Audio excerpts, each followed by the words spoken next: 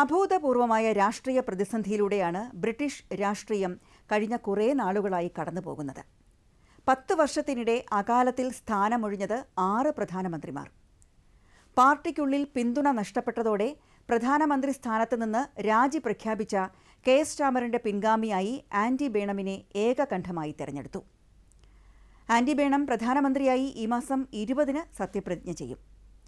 പ്രധാനമന്ത്രിമാർ വാഴാത്ത രാജ്യമെന്ന ശാപം മാറ്റിയെടുക്കാനും കടുത്ത സാമ്പത്തിക പ്രതിസന്ധിക്ക് പരിഹാരം കാണാനും ആൻഡി ബേണമിന് കഴിയുമോ എന്ന പ്രത്യാശയിലാണ് ബ്രിട്ടീഷ് ജനത. സ്വന്തം പാർട്ടിയിൽ നിന്നുള്ള പിന്തുണ നഷ്ടപ്പെട്ടതോടെ ബ്രിട്ടീഷ് പ്രധാനമന്ത്രി സ്ഥാനത്ത് നിന്നും രാജിവെച്ച കിയർ സ്റ്റാമറുടെ പിൻഗാമിയായി ആൻഡി ബേണമിനെ തെരഞ്ഞെടുത്തു. വെള്ളിയാഴ്ച ലണ്ടനിൽ നടന്ന പ്രത്യേക സമ്മേളനത്തിൽ ലേബർ നാഷണൽ എക്സിക്യൂട്ടീവ് കമ്മിറ്റി അധ്യക്ഷ ഷബാന മഹമൂദാണ് പാർട്ടിയുടെ പുതിയ നേതാവായി ബേണമിനെ എതിരില്ലാതെ തെരഞ്ഞെടുത്ത വിവരം ഔദ്യോഗികമായി പ്രഖ്യാപിച്ചത്. ഇതോടെ ലേബർ പാർട്ടിയുടെ നേതൃസ്ഥാനത്തേക്കുള്ള ബേണമിന്റെ കാത്തിരിപ്പിന് വിരാമമാകും. 2010-ലും 2015-ലും ലേബർ പാർട്ടി നേതൃസ്ഥാനത്തേക്കുള്ള മത്സരത്തിൽ പരാജയപ്പെട്ട ആൻഡി ബേണം 3-ാം ശ്രമത്തിലാണ് നേതൃപദവി സ്വന്തമാക്കിയത്. പാർട്ടിയിലെ 403 എംപിമാരിൽ 379 പേരുടെ പിന്തുണ അദ്ദേഹത്തിന് ലഭിച്ചു. തിങ്കളാഴ്ച ബക്കിംഗ്ഹാം കൊട്ടാരത്തിലെത്തി ചാൾസ് രാജാവിനെ കണ്ട കിയർ സ്റ്റാമർ പ്രധാനമന്ത്രി പദത്തിൽ നിന്നുള്ള രാജി സമർപ്പിക്കും. തുടർന്ന് പുതിയ സർക്കാർ രൂപീകരിക്കാൻ ആൻഡി ബേണമിനെ രാജാവ് ക്ഷണിക്കുന്നതോടെ അധികാര മാറ്റത്തിന് തുടക്കം കുറിക്കും. ഇതിനുശേഷം ഡൌണിംഗ് സ്ട്രീറ്റിൽ ബ്രിട്ടീഷ് പ്രധാനമന്ത്രിയുടെ 10-ാം നമ്പർ ഔദ്യോഗിക വസതിക്ക് മുന്നിൽ തിങ്കളാഴ്ച രാവിലെ ആൻഡി ബേണം പ്രസംഗിക്കും. അന്ന് തന്നെ ഉച്ചകഴിഞ്ഞ് പുതിയ മന്ത്രിസഭാ പ്രഖ്യാപനവും ഉണ്ടാകും.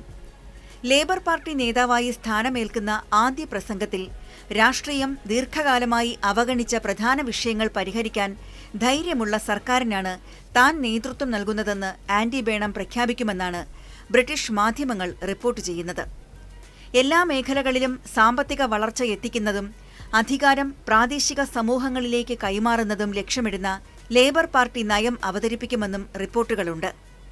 ഭരണതലത്തിൽ മുൻഗാമികളിൽ നിന്നും വ്യത്യസ്തമായി പല അഴിച്ചുപണികൾക്കും ആൻഡി ബേണം തയ്യാറെടുക്കുന്നു എന്നാണ് വിവരം. ഡൌണിംഗ് സ്ട്രീറ്റിലെ പ്രധാനമന്ത്രിയുടെ ഓഫീസ് ഉണ്ടായിരിക്കെ തന്നെ മാഞ്ചസ്റ്ററിലും പ്രധാനമന്ത്രിയുടെ പ്രവർത്തനങ്ങളുടെ ഒരു ഭാഗം സ്ഥാപിക്കാനാണ് ഒരുങ്ങുന്നത്. ഈ ഓഫീസ് നമ്പർ 10 നോർത്ത് എന്നറിയപ്പെടും. ലണ്ടൻ കേന്ദ്രീകരിച്ചുള്ള ഭരണരീതിക്ക് പകരം അധികാര വികേന്ദ്രീകരണത്തിന് മുൻഗണന നൽകുമെന്ന സന്ദേശമായാണ് ഈ മാറ്റത്തെ രാഷ്ട്രീയ നിരീക്ഷകർ വിലയിരുത്തുന്നത്. മന്ത്രിസഭയിലെ വിവിധ സ്ഥാനങ്ങളിലേക്ക് ആരൊക്കെ വേണമെന്നതിനെക്കുറിച്ചുള്ള ചർച്ചകൾ ഇതിനകം വെസ്റ്റ്മിൻസ്റ്ററിൽ ആരംഭിച്ചു. ഏറ്റവും ശ്രദ്ധേയമായ ധനമന്ത്രി സ്ഥാനത്തേക്ക് നിലവിലെ ആഭ്യന്തര സെക്രട്ടറി ഷബാന മഹമൂദ് എത്തുമെന്നാണ് സൂചന. ബേണത്തിന്റെ അടുത്ത അനുയായിയായ ലൂയിസ് ഹെയ്ഗിന് പ്രധാന ക്യാബിനറ്റ് ചുമതല ലഭിക്കുമെന്നും റിപ്പോർട്ടുകളുണ്ട്. പുതിയ പ്രധാനമന്ത്രിയുടെ ചീഫ് ഓഫ് സ്റ്റാഫായി മുൻ മന്ത്രി ജെയിംസ് പെർണനാണ് സാധ്യത കൂടുതൽ. ആൻഡി ബേണം വിജയിച്ചു വരാൻ മേക്കർഫീൽഡ് മണ്ഡലം ഒഴിഞ്ഞുകൊടുത്ത മുൻ എം പി ജോഷ് സൈമൺസും മന്ത്രിസഭാ രൂപീകരണ ചർച്ചകളിൽ പ്രധാന പങ്കുവഹിക്കുന്നുണ്ട്. 1970-ൽ ലിവർപൂളിലാണ് ആൻഡി ബേണമിന്റെ ജനനം. 15-ാം വയസ്സിൽ ലേബർ പാർട്ടിയിൽ ചേർന്ന അദ്ദേഹം കേംബ്രിഡ്ജ് സർവകലാശാലയിൽ നിന്ന് ഇംഗ്ലീഷ് സാഹിത്യത്തിൽ ബിരുദം നേടി.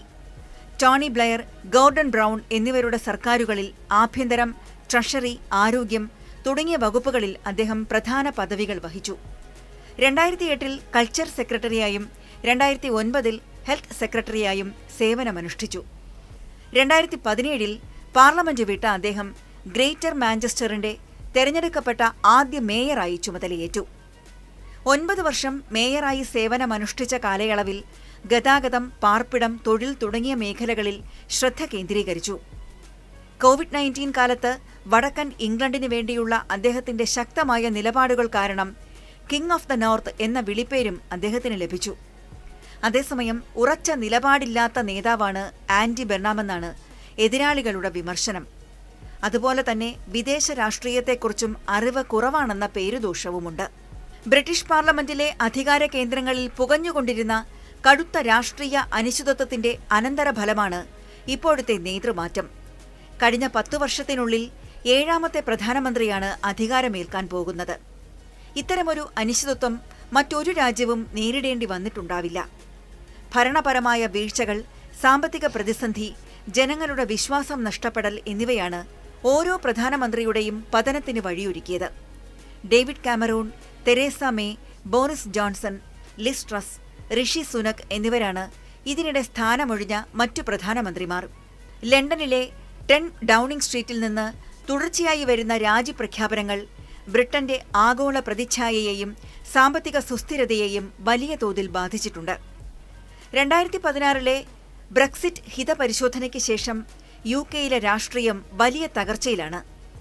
യൂറോപ്യൻ യൂണിയനിൽ നിന്ന് പുറത്തുവന്ന ബ്രെക്സിറ്റ് തീരുമാനത്തിലൂടെ സാമ്പത്തികമായും നയപരമായും രാജ്യത്തെ വലിയ പ്രതിസന്ധിയിലാക്കി. ഡേവിഡ് കാമറൂൺ മുതൽ തെരേസ മേയും ബോറിസ് ജോൺസണും വരെ ഇതിന്റെ പേരിൽ അധികാരത്തിൽ നിന്ന് പുറത്തു പോകേണ്ടി വന്നു. കോവിഡ് മഹാമാരിക്ക് ശേഷമുള്ള സാമ്പത്തിക ആഘാതങ്ങളെ നേരിടുന്നതിൽ സർക്കാരുകൾക്കുണ്ടായ പിഴവുകൾ പല പ്രധാനമന്ത്രിമാരുടെയും ഭരണത്തിന്റെ അന്ത്യം കുറിച്ചു. 2013 അന്നത്തെ പ്രധാനമന്ത്രിയായിരുന്ന ഡേവിഡ് കാമറൂണാണ് ബ്രെക്സിറ്റ് ഹിതപരിശോധന നടത്തുമെന്ന് പ്രഖ്യാപിച്ചത്. കൺസർവേറ്റീവ് പാർട്ടിയിലെ ആഭ്യന്തര കലഹം അവസാനിപ്പിക്കാനും യൂറോപ്യൻ യൂണിയൻ വിരുദ്ധ വികാരം തണുപ്പിക്കാനുമാണ് അദ്ദേഹം ഇത്തരമൊരു ഹിതപരിശോധന പ്രഖ്യാപിച്ചത്.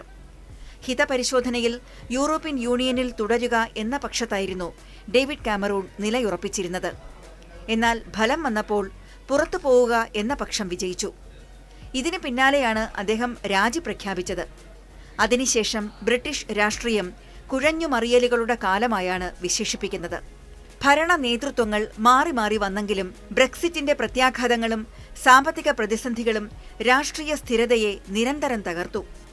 ഒരു ദശാബ്ദത്തിനിടെ 5 പ്രധാനമന്ത്രിമാരുടെ അകാലത്തിലുള്ള പടിയിറക്കവും തുടർന്ന് കെയർ സ്റ്റാമറിന്റെ രാജിയും എല്ലാം കൂടി ചേർന്നപ്പോൾ ബ്രിട്ടൻ ലോകത്തിനു മുന്നിൽ ഒരു രാഷ്ട്രീയ പരീക്ഷണശാലയായി മാറി.